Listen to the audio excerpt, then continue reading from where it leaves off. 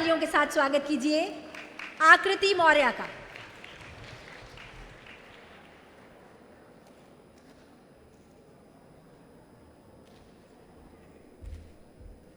सुप्रभात।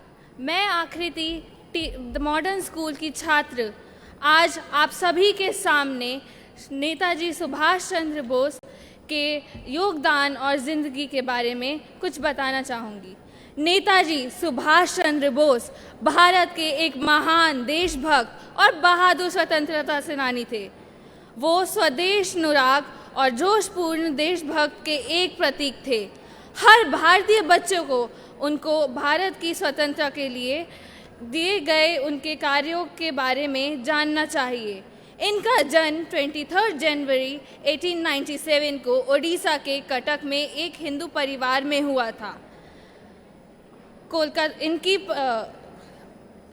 ये शिक्षा अपने घर गृहनगर में पूरी की थी, जबकि उन्होंने अपना मातृक कलकत्ता के प्रेसिडेंसी कॉलेज से किया था।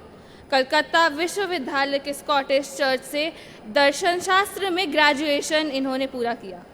बाद में ये इंग्लैंड गए, चौथा स्थान के साथ भारतीय सिविल सर्विस की परीक्षा को पास किया।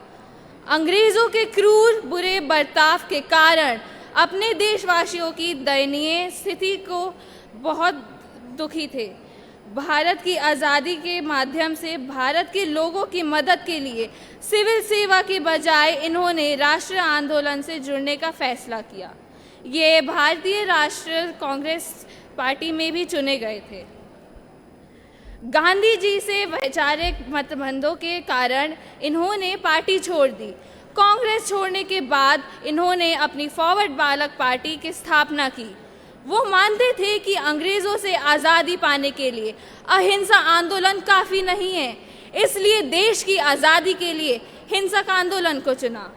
नेताजी भारत से दूर जर्मनी और उसके बाद जापान गए, जहां इन्होंने भारतीय राष्ट्रीय सेना बनाई, आज़ाद हिंद फौज।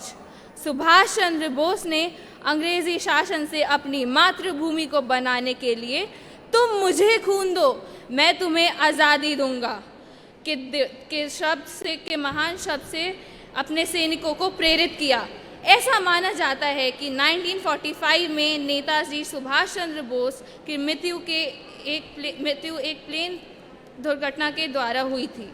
ब्रिटिश शासन से लड़ने के लिए इन्होंने भारतीय राष्ट्रीय सेना की सभी उम्मीदें इनकी मृत्यु की बुरी खबर के साथ समाप्त हो गई। ये आज भी हम भारतीयों के दिल में जिंदा है, एक अविस्मरणीय वृत्तांत के रूप में भारतीय इतिहास में नेताजी के महान कार्य और योगदान चिन्हित रहेंगे। धन्यवाद। बहुत बहुत